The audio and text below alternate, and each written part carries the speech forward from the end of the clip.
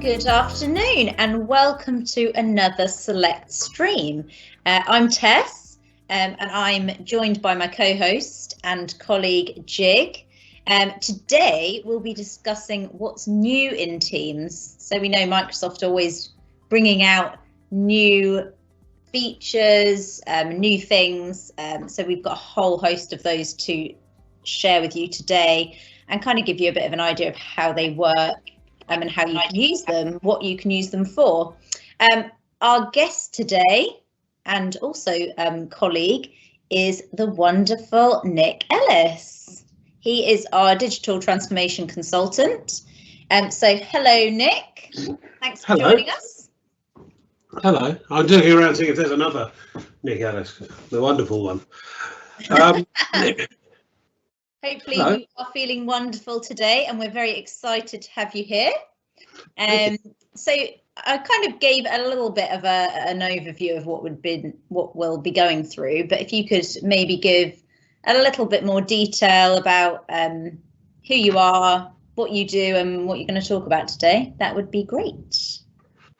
Yeah, okay, I can do that. So welcome everybody, thanks for coming along. My name is Nick Ellis, as I said. I am digital transformation consultant, which is a sort of slightly jargony term, but it broadly means that I advise customers on best use of technology, how to use features in things like Teams, but across Microsoft Office and the Microsoft tenant and into other technologies as well, about how to align technology with what you want to do as a business. And excuse me 1 second. Dear, oh dear, bit of a frog. Bless you. I assume that was a sneeze. No, it was a clearing of the throat, which is an even more revolting noise. So I thought I'd better mute it. So that's kind of what I do. People say I'm very passionate about it. I mean, you know, I spend a lot of time in this world. I spend a lot of time reading, researching, keeping up with what various technology people do. People think I'm Mr. Microsoft, and to a degree I am, but I do follow other technologies as well. And what we're doing today is talking about Teams. Everybody loves a bit of Teams. There's all sorts of things that can be done in Teams that probably were in embryonic state a year ago, and some of them completely new. Obviously, we're now approaching the anniversary. March 17th last year was the last day that we at Select were all in the office. March 24th was the day that our venerable leadership in government decided to lock us all down. So it's been a year, and Microsoft have responded to that, I think, very well. Is it me or am I slightly out of focus? You're a little bit blurry. Yeah, camera's having a bit of a panic about it, I think, for which I apologise. It doesn't really matter because I'm going to be sharing a screen very shortly. Yeah, Microsoft have responded to that situation in pretty quick order and have been rolling out, and we've all seen various changes to the way things work over the course of the last year. I think, to be fair to Microsoft, not all of them have worked quite the way we hoped, but I think what they've had to do is compress probably a 5-year strategy into 12 months. They've had to go, oh, okay, we weren't planning to get here yet. We were going to encourage everybody to be working remotely. Their phrase, I don't know if anyone remember seeing it, it used to be work from anywhere. That's how they used to put it. They've stopped saying that because, of course, we can't work from anywhere. We can work from one place. This is the place I'm allowed to work and nowhere else. So they've stopped saying work from anywhere. I suspect that phrase will come back as things start to unlock. But yeah, they had this kind of whole strategy laid out, but it was a 5-year. We're going to gradually introduce the idea of remote working and using Teams and so on and so on. And they were pushing, realistically, I think they were pushing the corporate world, the thousands of people, businesses, a bit more than the small business world. And then all of that changed and the whole world became something different. So that meant that they had to compress the strategy. They also had to respond to the needs of small business more than probably they were doing. And as I say, some of the things didn't land quite the way we were hoping. I've seen a few things that have come into Teams and then gone back out again because they went, oh no, that didn't work, did it? But I think, you know, like all of us, they're responding to a very difficult and challenging situation. So what I would like to talk to you today about, as we say, is Teams, and in particular, we are talking about, let me just get my list of things, what we are talking about. Accessibility, breakout rooms, presenter view and PowerPoint Live. Now that's going to be interesting. I'm going to hold my hand up and say PowerPoint Live I have not actually used yet. I know it's there. We're going to find out how much I can improvise around that, but it's a very it's a great improvement for the people who are delivering PowerPoint decks, PowerPoint slides. You know, it's a big improvement on how you do it. I'm going to put the screen share live just because I can see myself coming in and out of focus, and it's slightly annoying. And so tasks and planner and how that has evolved. There's a thing called Dataverse I'm going to briefly touch on. We'll talk about the meeting experience and live events. That's my dog. He turns up every time. My dog likes to participate. It's Henry. Henry. Shut up. Shush. So this is another thing that we've all had to get used to over this year, isn't it? It's very interesting. So yes, emojis in meetings and how they can be used. Whiteboard. We're going to touch a bit on Cortana, which isn't really Teams. I just think it's quite cool. So I'm going to use my platform to have a talk about that. Approval, shifts, praise, and switching from the desktop to your mobile, and how that experience works. That I can only talk about that because as you can see, I'm signed into one Teams in order to deliver the webinar. I'm signed into another Teams, which is our demo environment. And I think, frankly, doing switching with the mobile at the same time is possibly going to be too much for it. So I'll talk you through it, but that's not a demo. Anyway, here we are. So what you can see here is a general team. We are a team of 3. Which is myself, Tess and Jig, except it isn't because it's actually Timothy Norris, and we have Caroline Meyer, who is Tess's persona for the afternoon, and Miriam somebody whose name I can't remember. Mariam something, yeah. Miriam or Mariam somebody. So a lot of this you'll be very, very familiar with, I'm sure. You know, the kind of general chat environment. I'm surprised actually how many businesses I talk to that say, we don't really use the chat bit. They just use the video. And I find that really odd because I don't know how you can do it. I'm in the chat all the time, and these two will testify. I'm sort of all the time back and forth chatting with them, chatting with my operational colleagues and so on. So I don't really understand it. I would strongly recommend do that. Use your Teams, use your channels. It's a very good alternative to emailing, I think. It's a really people are maybe still stuck in that kind of emailing their colleagues, but actually you can kind of have a much quicker resolution to things usually in a Teams chat, I've found. Yes. It's just clouded over quite badly here, so I'm just going to do my lights. Sorry about that. So yes, absolutely agreed. And keeping your inbox clear. My philosophy is email is for when you're dealing with people outside your business. Teams is for when you're dealing with people inside your business. I don't understand why you would email.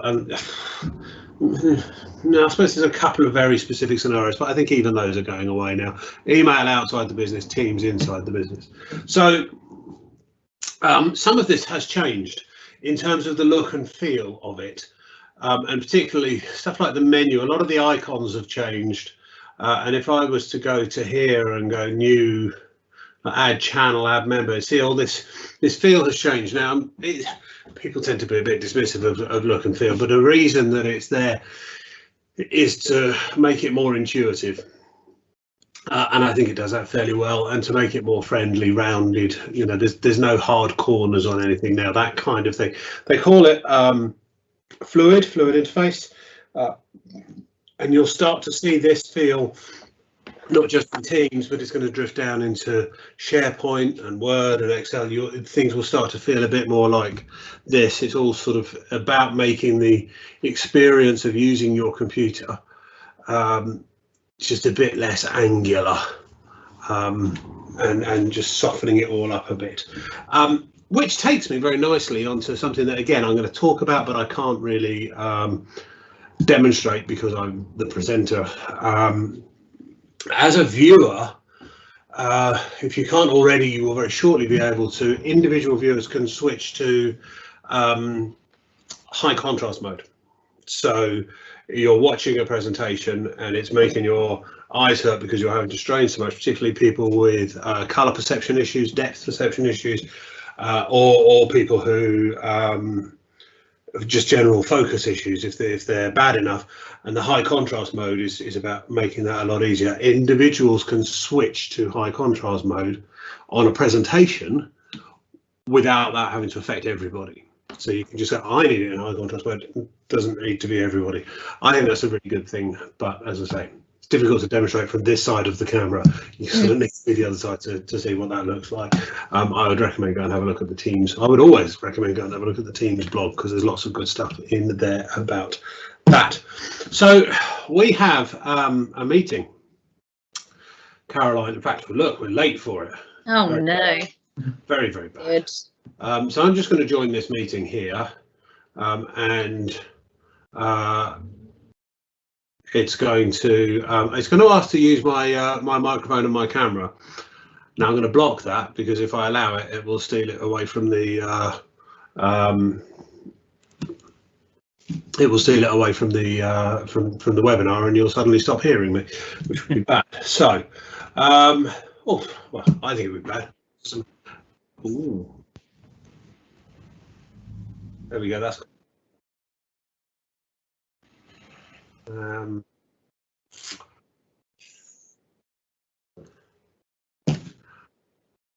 Oh. Yes. I can see you on the call. Yeah. So there's going to be for a couple of minutes. Going to be echo. If I go to share here, yeah, I think I might have been echoing back from one of your screens. If I go to share here, I've switched my microphone off, so hopefully that, as Caroline has anyway. Lovely. So one of the things that I've got in here is Whiteboard. Now that was a bit further down the list, but Whiteboard is worth talking about. The Whiteboard is a shared whiteboard. I mean, there's no other way to describe it really. Microsoft have a gift for calling things what they are, which sometimes causes confusion. But it is a whiteboard that you can all access in a meeting, and you can, for example, start dropping little points and hints here. And while I'm doing this, as you can see, so Caroline's come in and is doing hers there, and then I can grab that, move it over here while she's typing. And I can grab coloured pens and we can work on things together. I'll draw text boxes and so on. So the idea is if it's a simulation of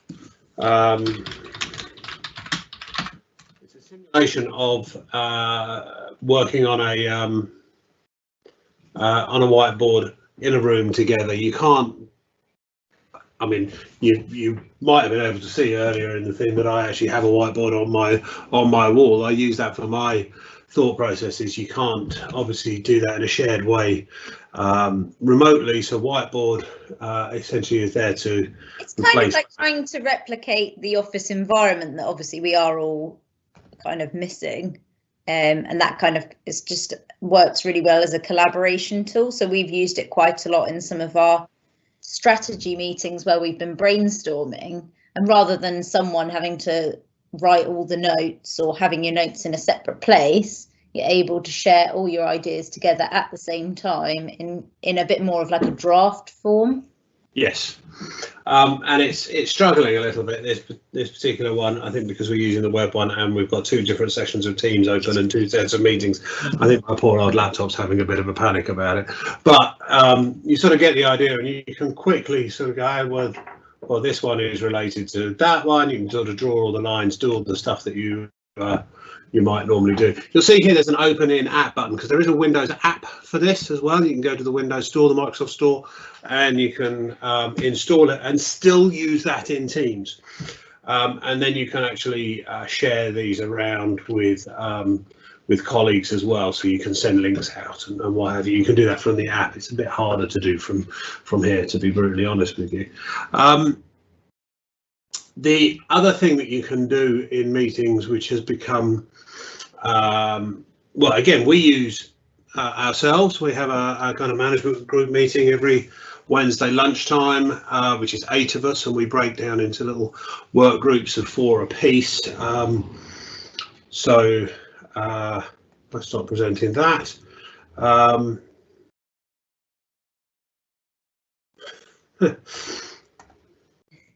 What I was going to talk to you about here was the breakout rooms. Breakout rooms, yes. Yes. So breaking out into rooms of 4 or 3 or 4 people. Show participants sharing. Nope. I think this is because I'm on the web version, because I'm using my installed one. I don't know. So I'll just have to talk to it. The breakout rooms essentially are sub rooms where you can, in a large group of people, you can split them apart and say, right, you go to room A, you go to room B, you go to room C, and then when they're done, the owner of the meeting can basically press a button, drag everyone back into the centre. So it's really good if you've got long meetings and you want to break people down into little groups. Also for I've seen it used in networking, where you have virtual networking meetings. Zoom do this a lot, where you go down into separate areas. Is it because? Nope, it's not because you pinned either. Well, that's very disappointing. I'm very sorry about that. I think it might. I think it is desktop based. It's a web, yeah. So you will need the desktop client to do that. So what you will find is in a normal meeting up here, you'll have a breakout rooms button, and all it does is okay, create a room, add people to the room, go. And then the people on the receiving end of that, the people who are being moved, if you like, get a little pop-up message says you're going to be moved to a breakout room in 10, 9, 8, and it sort of counts down, and then you just, whoa. So the other people don't have to do anything. It's worth noting as well that it's only the meeting owner that can yes, do the breakout rooms. You can't have everybody just shoving people off into rooms at random. No, it's the meeting owner, meeting chair that. That's correct. There is, and actually, we do have a blog post about breakout rooms and exactly how to use them. So we'll share the link in the question and answer bar here as well. Thank you, Tess. There's actually not. It's funny, I ran through all of this content yesterday, but of course I did it in the desktop environment. So every so often you just hit a little bump. We're all learning lessons as we go. Sorry, I'm just going to butt in quickly. When Tess said about the owner only being controller, there is an update coming later this year where you can assign somebody else as a controller of breakout rooms and create the breakout rooms before you do the meeting as well. So at the moment you can only set up breakout rooms while you're in the meeting, but in future you'll be able to set it all up beforehand. That's clever. Which will make a big difference in organising that. Especially for larger meetings, so you can already assign the groups before. And imagine trying to move 100 people in a single in a meeting.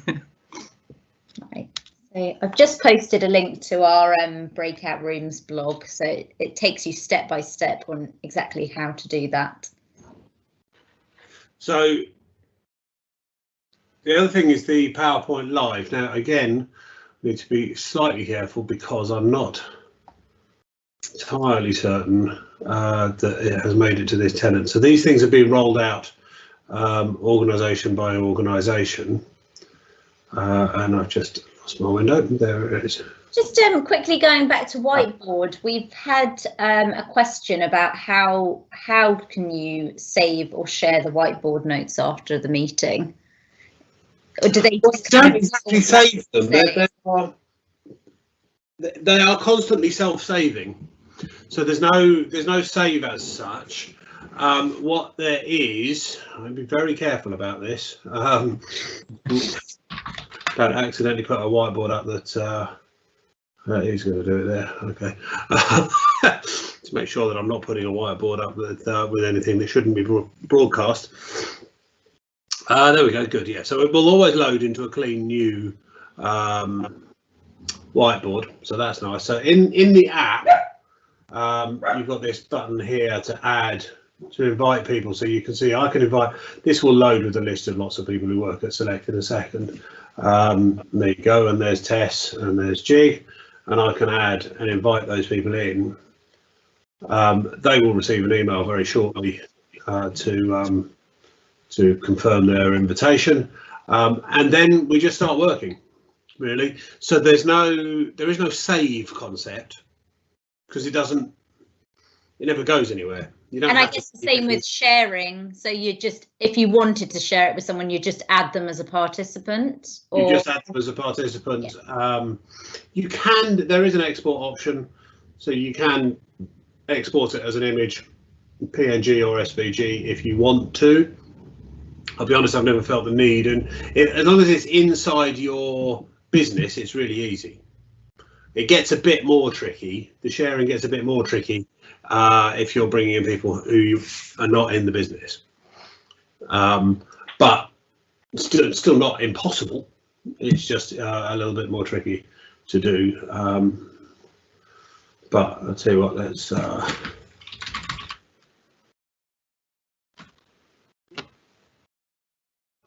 I'm not sure exactly what this is going to do now.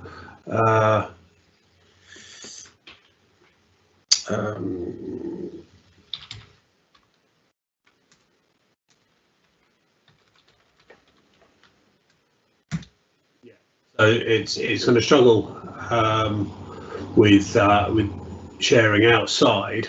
You can also create this sharing link though. Okay. So if I copy that, now the interesting thing is, can Timothy access that? And do you know what? I don't know.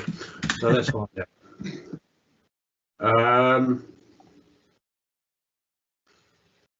Apparently he can, yeah. So inviting is limited. Quite handy then. Inviting is limited to inside your business, but you can always create a sharing link to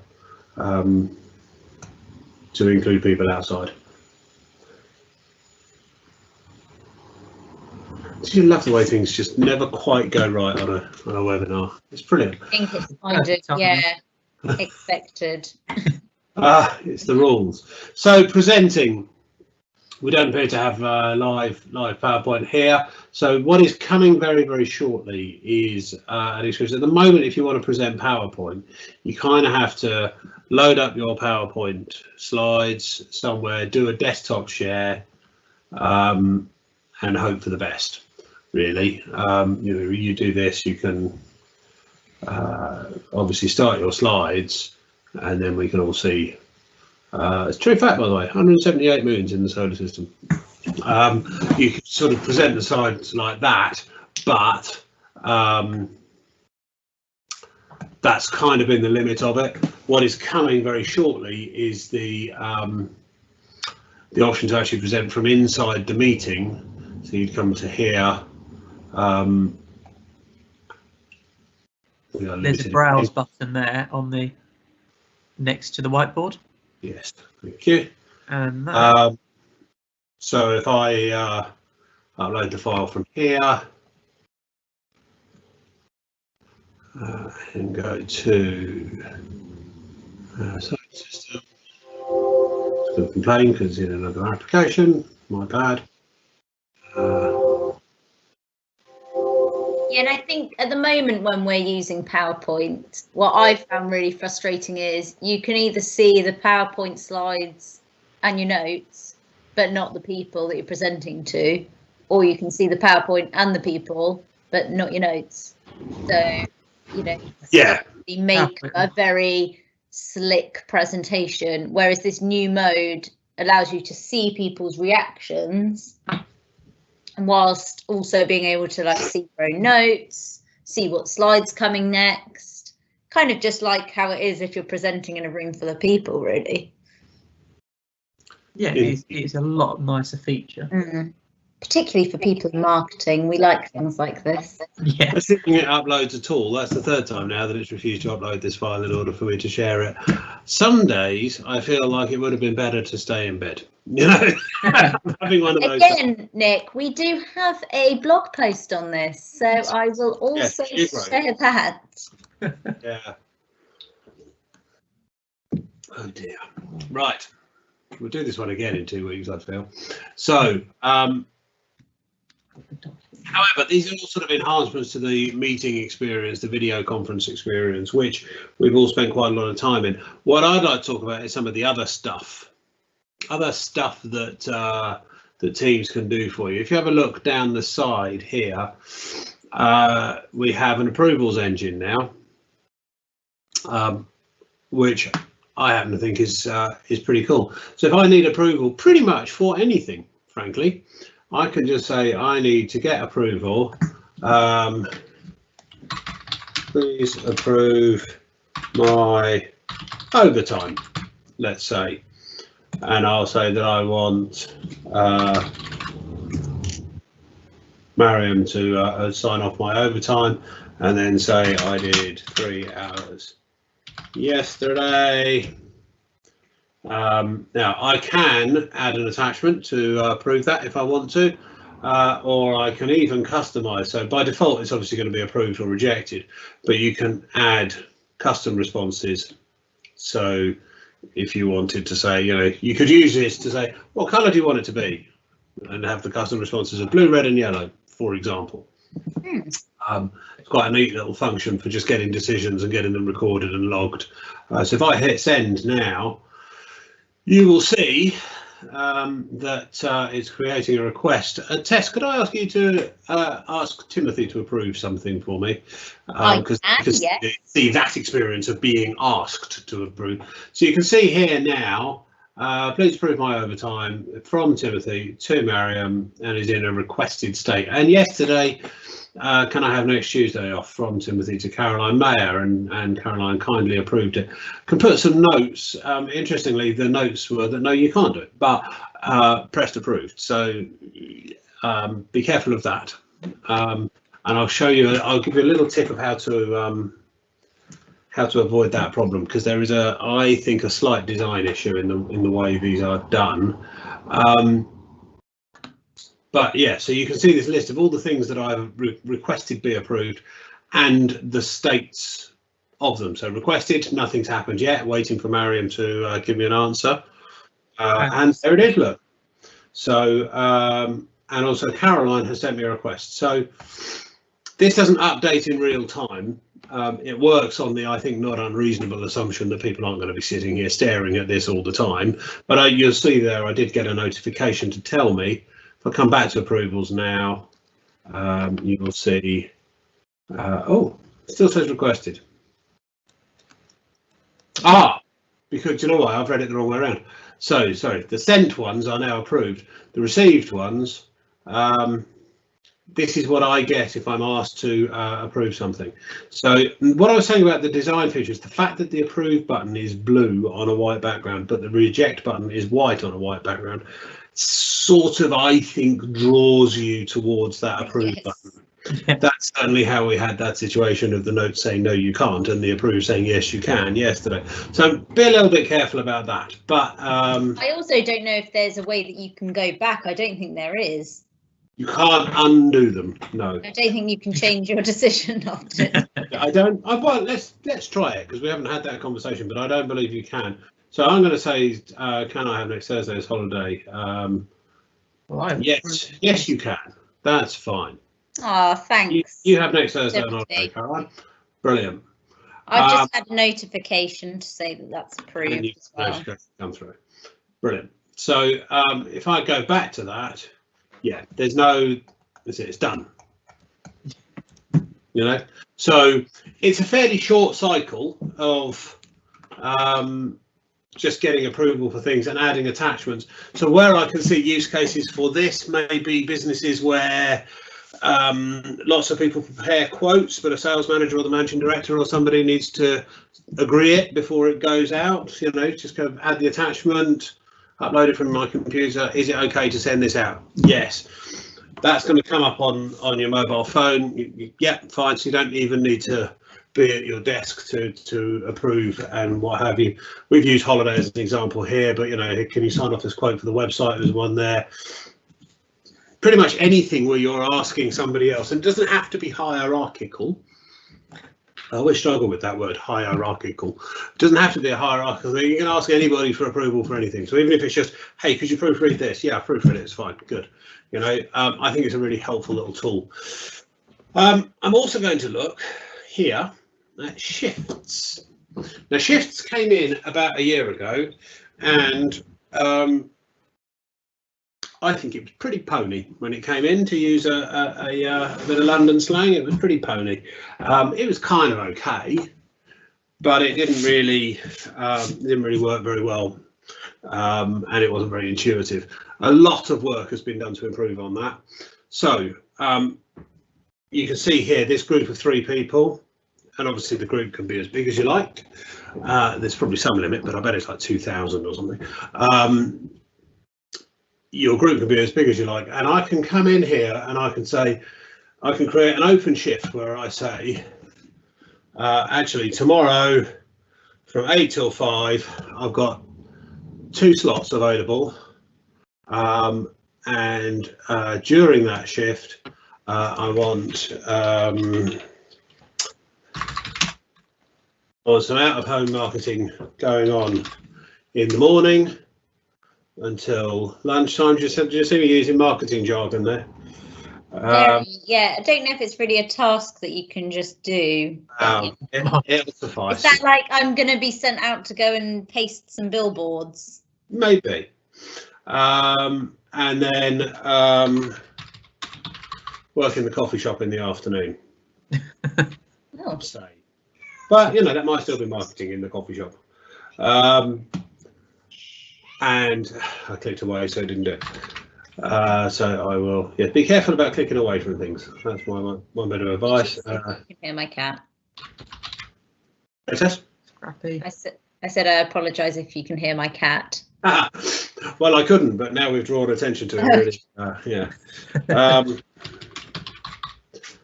So you can see, anyway, you can see that you can build up a day with as many different tasks and what have you.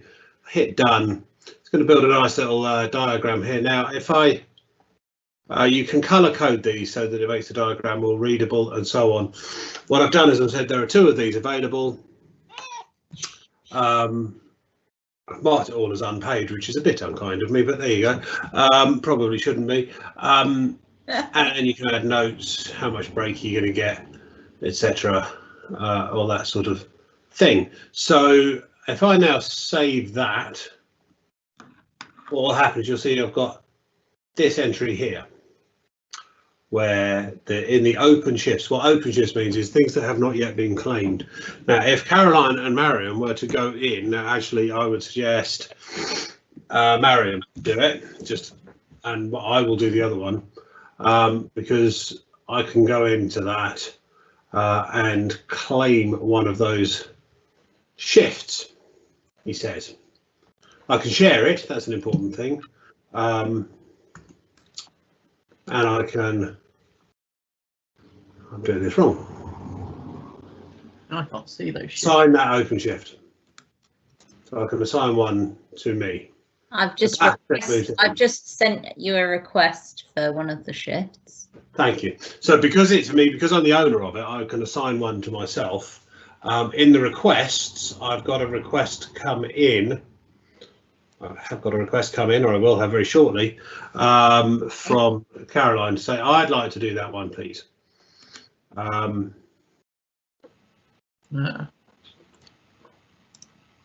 So you can see here, that was a request from Caroline to do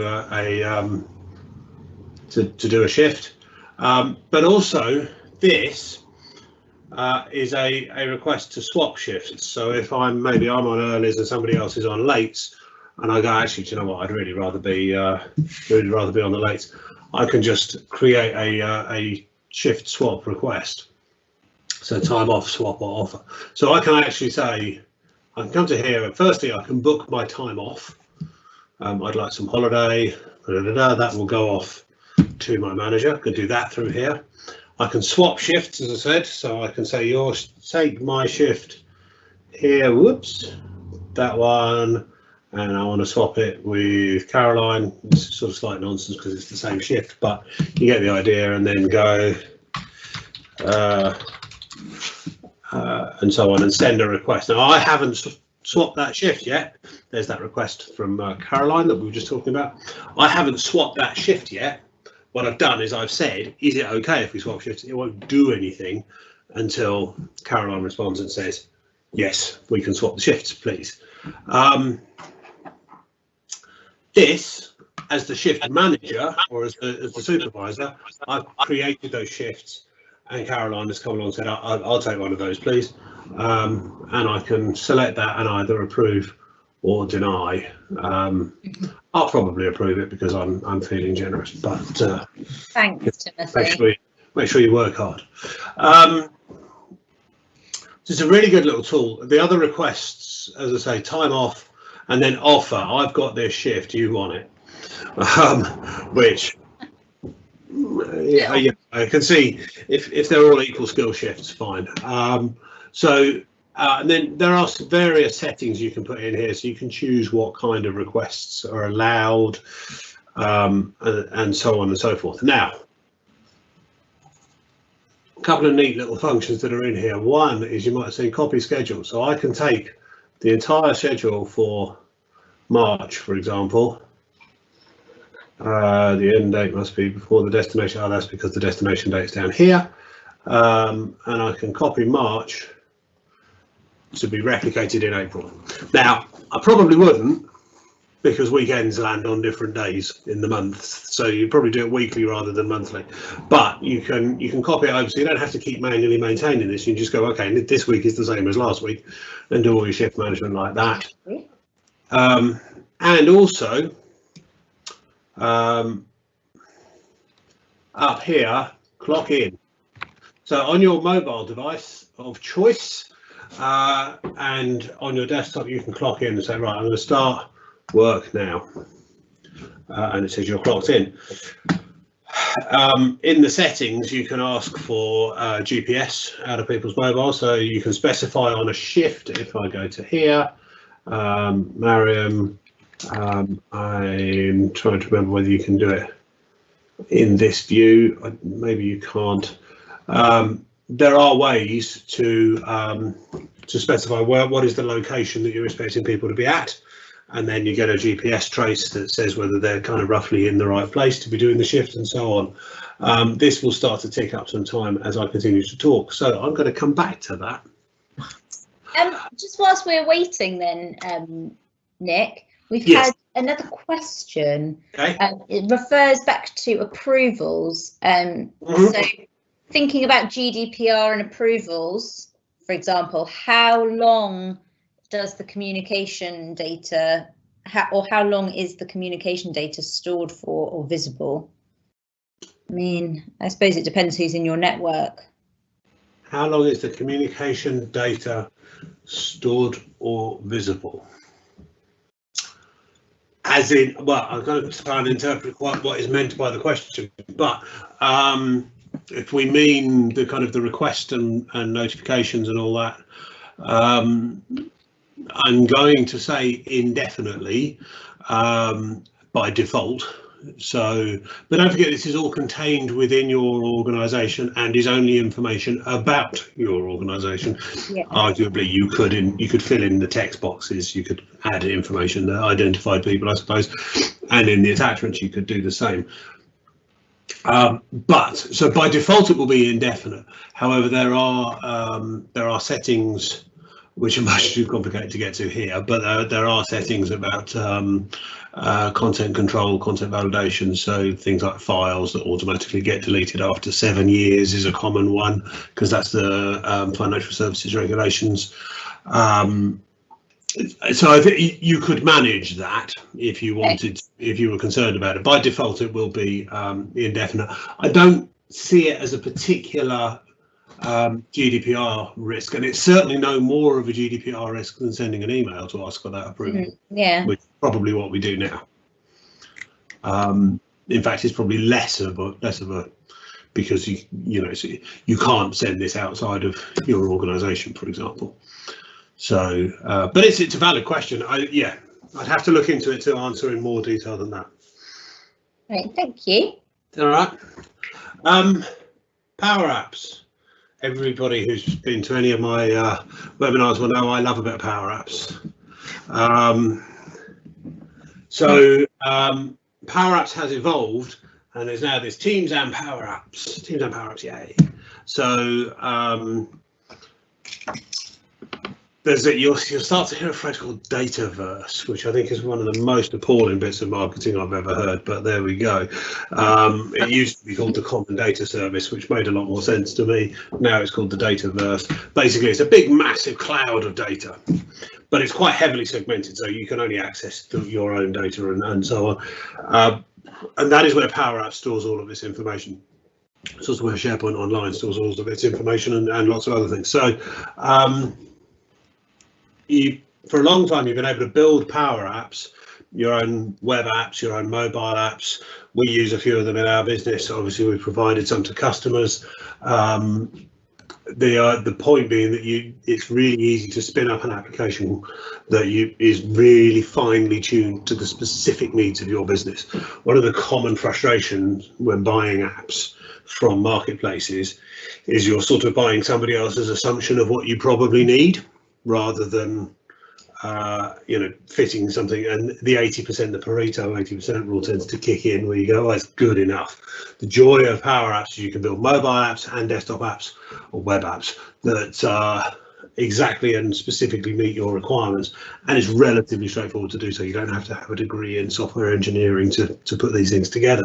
What's happened now is they've introduced it into Teams as well and brought it together. So now there's a thing called Teams and Power Apps, often referred to as the Teams Dataverse, that allows you to build apps specifically to sit in particular teams, and all of the permission structure around that. So when you say I'm building an app for this team, it goes, oh, okay, well, I know who's in that team. Those are the people I'm going to share it with. That's who, all of your security structures are kind of built in straight away.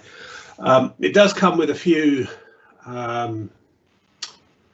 templates which are really, really easy to deploy. So say you wanted to go be in the know of all company communications. I mean, I can just quickly select that. See, I've said it is really easy, so we'll see. It's always, let's stick it in there for now. It will create a tab. I'll have a think about it. But while it's doing that, this is obviously creating all of the data structures required in the Dataverse to deploy this app. These are just templates. These are ideas to get you thinking about what is possible, and you'll see what this does in a second. Now, we did one yesterday, which is staff ideas, which is this. So it's the idea is that you can submit ideas, so staff can submit ideas, you can run campaigns asking for ideas, etc. There's a list of ideas that can be voted on and so on. This has all been built in Power Apps for Teams. Now, you're probably going back to that Pareto thing about this is somebody else's assumption of what you actually need. So you'll see here you've got this create an app. Now, I'm not going to go down the whole creating an app. We've only got 13 minutes left. You can't create an app in 13 minutes. And if you can, congratulations to you. But again, the idea is the same. You're going to say, okay, I'm going to stick it in this team. And then very roughly, I mean, this is going to be like running a cheese grater over a wheel of cheese. You know, you're going to get the tiniest level. You're going to give it a name. Like that analogy. Yeah, I meant cheese slicer, actually. I said grater. I meant cheese slicer, but never mind. And then you can start to see it's doing some stuff, but you can see in the background here, you know, create a new table. Oh, I need a table to hold. What might we want to know about webinars? I need a table to hold a list of my webinars. And then I need a table to hold a list of the people who turn up to the webinars. And then I know, blah, blah, blah, blah, blah. You can just expand this stuff out and add in various controls that you saw in that other example of the kind of thing that you can end up building. If you so wish, you can build some quite complicated apps.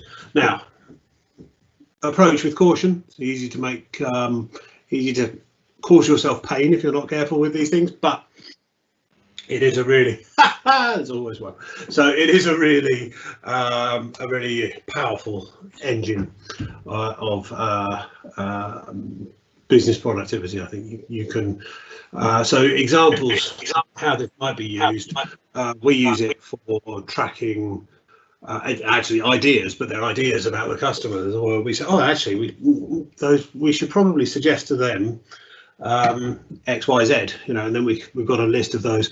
That's in a Teams app, so that anybody who needs to get to it can do so really easily. We always know where it is. You don't have to install anything because it's all just part of Teams, etc., etc. Really, as you can tell, I get quite excited about these things because I'm a nerd.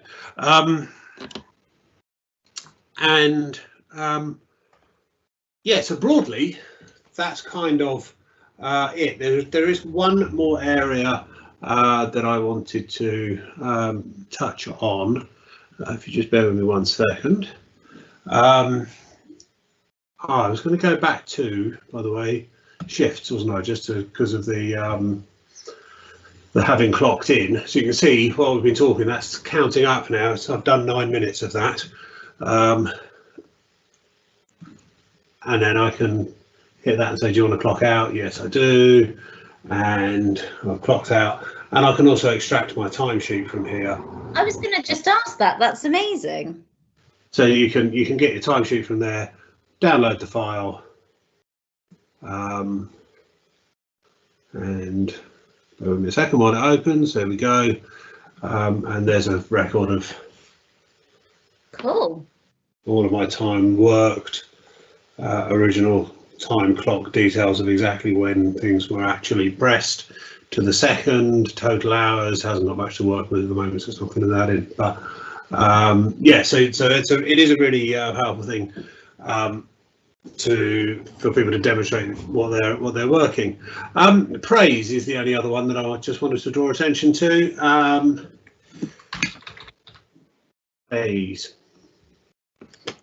This is a nice one. I like the praise function.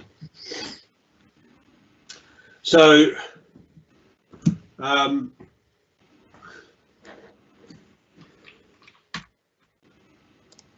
oops, I spelled it wrong, that's why. Mariam Todd, there you go. But also, I think both of you, really, even though not of you are real people.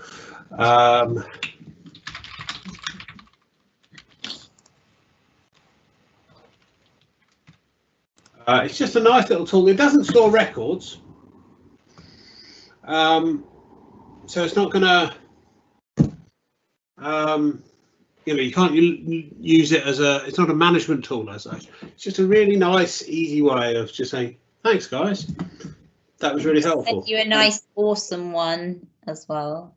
Lovely. That's cool. So that'll be up here, won't it? There, it's in the chat. There you go. Oh yeah, there it is. Yeah.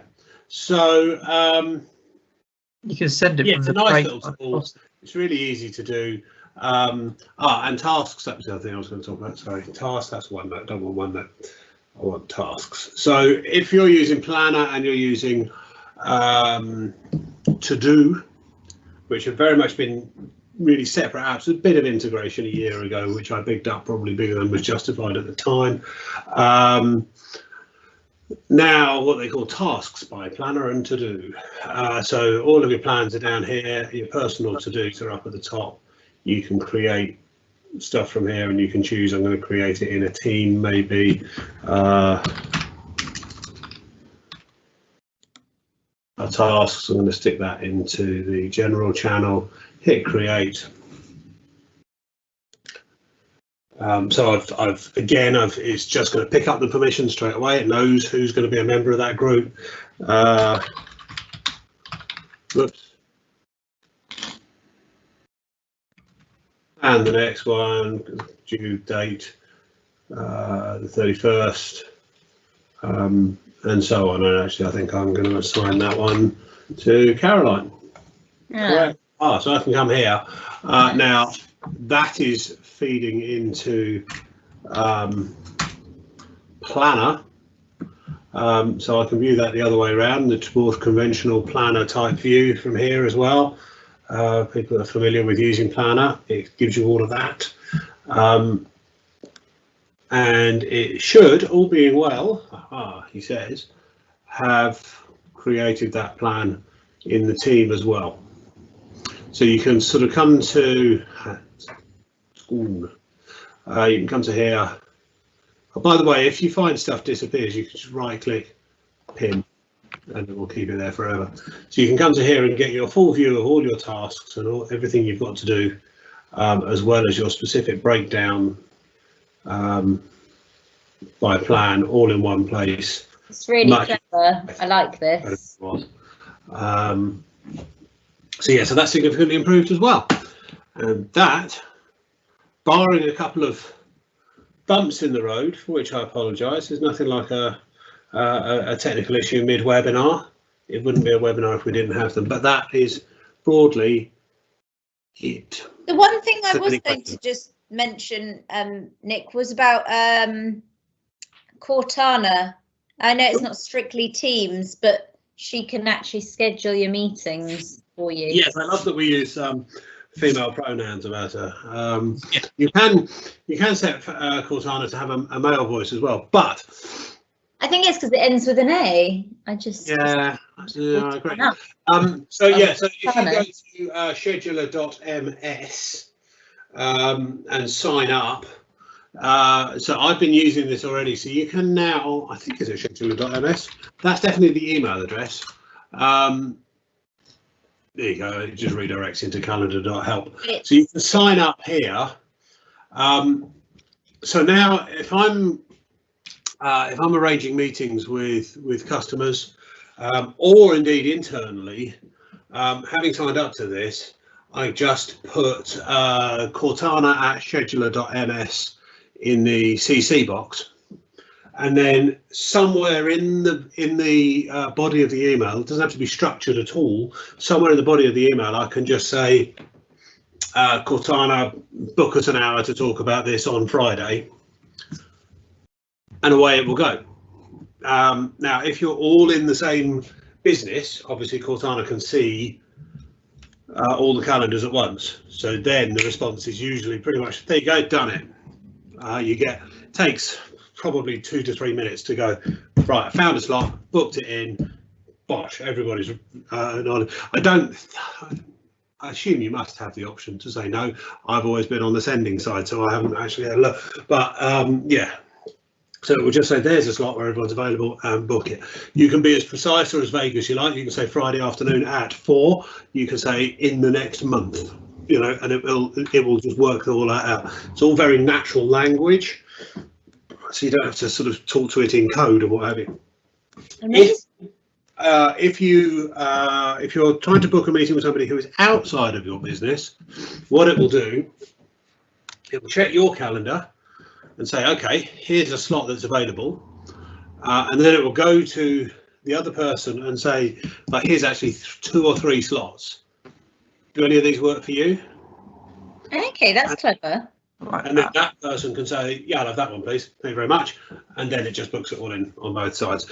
You can use this, I mean, I don't like to say it, but it is compatible with Google Calendar as well. So if you can use this with your Google Calendar, if you, it has to be a business account, I think, not a general Gmail one, but if you're using Google in your business, it will work. It doesn't matter what the person at the other end is using, because they're essentially saying directly to Cortana, yes, I'll have 4 o'clock, please. And of course, if you're sort of 2 or 3 of you inside your business and 1 person or 2 people on the outside, basically it will run all the negotiation for you, so that you don't have to spend. Very cool. Tuesday, available Tuesday. There's other things you can do with Cortana. People tend to overlook it, but there are other things you can do with Cortana. She's down here. And you can broadly, you can ask Cortana, as it says, ask Cortana anything. You can type or you can talk to it. Start Excel. Ha!